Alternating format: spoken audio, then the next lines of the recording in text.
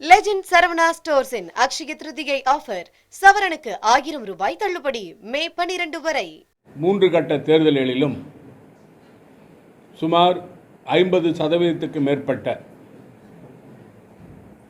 284 இடங்கள் பாராளுமன்ற தேர்தல் நடந்து முடிந்திருக்கிறது. தேர்தல் துறையானது பல முயற்சிகள் எடுத்தும் கூட இந்த வெப்பம் காரணமாக அவர்களால் எதிர்பார்த்த அளவுக்கு வாக்கு சதவீதம் உயர முடியவில்லை. இந்த 3 கட்ட தேர்தல்களிலும் பிரதமர் நரேந்திர மோடி அவர்கள் தேர்தல் பிரச்சாரத்தில் முன்னுக்கு பின் முரணான கருத்துக்களை கூறி வருகிறார். மதவாத அரசியலை புகுத்துவதும்,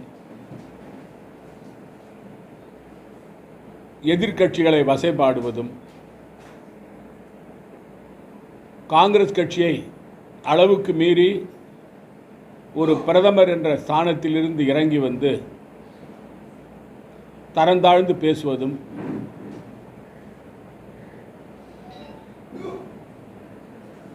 நாட்டு மக்களை எதிர்க்கட்சிகள் ஆட்சிக்கு வந்தால்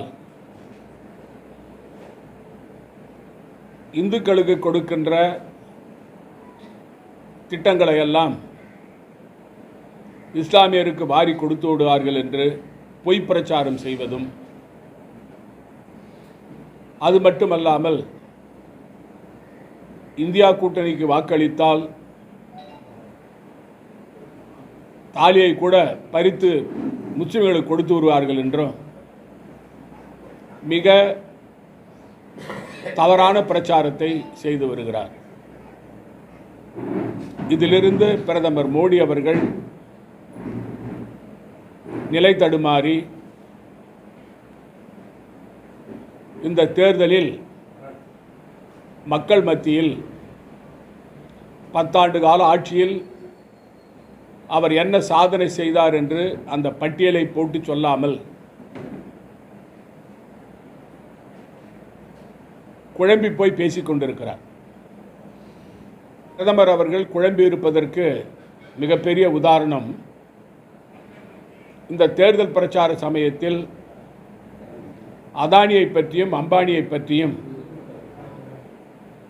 மற்றும் இந்த நாட்டில் உள்ள 24 பெரிய பண முதலைகளுக்காக, தொழிலதிபர்களுக்காக மோடி ஆட்சி செலுத்துகிறார் என்று ராகுல் காந்தி அவர்கள் பெயரை சொல்லி விமர்சனம் செய்து கூட, ஆனால் இந்த தேர்தலில் ராகுல் காந்தி இதற்கு முன்பு அதானியை பற்றி அம்பானியை பற்றி பேசியவர் தேர்தலில் வாய் திறக்கவில்லை என்று ஒரு தவறான பிரச்சாரத்தை மக்கள் மத்தியில் கொண்டு செல்கிறார். இதிலிருந்து பிரதமர் அவர்கள் ஒரு தெளிவான சிந்தனையோடு இந்த தேர்தலை எதிர்கொள்ளவில்லை என்பது தெளிவாக தெரிகிறது. முதலமைச்சர் திரு ரங்கசாமி அவர்கள் 3 ஆண்டுகள் என்ஆர் காங்கிரஸ் பாஜக அரசு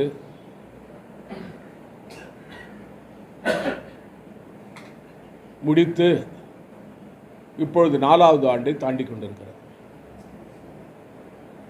இந்த 3 ஆண்டுகளில் என்ஆர் காங்கிரஸ் பாஜக அரசினுடைய சாதனை என்பது வெறும் 0 தான். எந்தவித வளர்ச்சி திட்டங்களும் நிறைவேற்றப்படவில்லை. மக்கள் நலத்திட்டங்கள் எல்லாம் கிடப்பில் போடப்பட்டிருக்கின்றன. ரேஷன் கடைகள் திறக்கப்படவில்லை.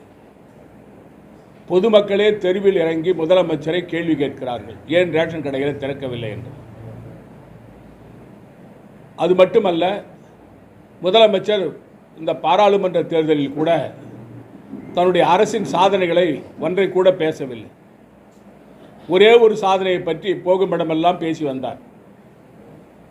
முதியோர் பென்ஷனை 500 ரூபாய் உயர்த்தி கொடுத்தது. இதுதான் அவருடைய மிகப்பெரிய சாதனை. புதிய தொழிற்சாலைகள் ஒன்றும் வரவில்லை. புதிய வேலை வாய்ப்புகள் உருவாக்கப்படவில்லை. விலைவாசியை இவர்களால் கட்டுப்படுத்த முடியவில்லை.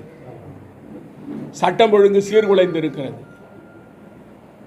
கஞ்சா, அபின் போன்றவைகள்லாம் தாராளமாக புதுச்சேரி மாநிலத்திலே உலாவுகிறது. கொலைகள், கொள்ளைகள் தொடர்ந்து நடந்து வருகின்றன. மக்களுக்கு பாதுகாப்பு இல்லாத நிலை. இதைவிட முக்கியமாக சொத்துக்களை பாதுகாப்பதில் மக்கள் சிரமப்பட வேண்டிய நிலை ஏற்பட்டிருக்கிறது. இப்படி நிலம் அபகரிப்பு, வீடு அபகரிப்பு போன்றவைகள் எல்லாம் இந்த ஆட்சியில் தாராளமாக நடந்து கொண்டிருக்கிறது. அதை பற்றி முதலமைச்சரோ அமைச்சர்களோ கவலைப்படுவதில்லை. இது ஊழல் நிறைந்த ஆட்சி என்பதை மக்கள் புரிந்து கொண்டிருக்கிறார்கள். ஆகவே இந்த 3 ஆண்டு கால இந்த ஆட்சியில் மக்கள் வேதனை அனுபவித்த தவிர எந்தவித சாதனையும் இவர்கள் செய்யவில்லை. நான் முதலமைச்சர் ரங்கசாமி அவர்களுக்கு சவால் விடுகிறேன்.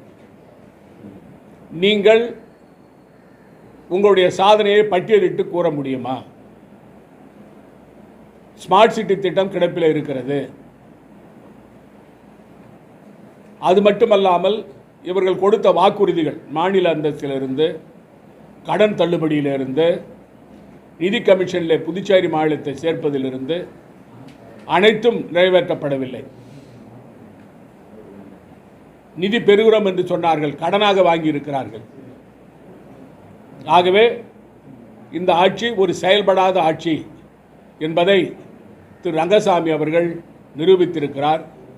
இந்த 3 ஆண்டு கால சாதனை என்பது புதுச்சேரி மாநில மக்களை வஞ்சிக்கின்ற ஒரு சாதனையாகத்தான் இது இருந்து வருகிறது. லெஜண்ட் சரவணா ஸ்டோர்ஸின் அக்ஷய திருதிகை ஆஃபர்.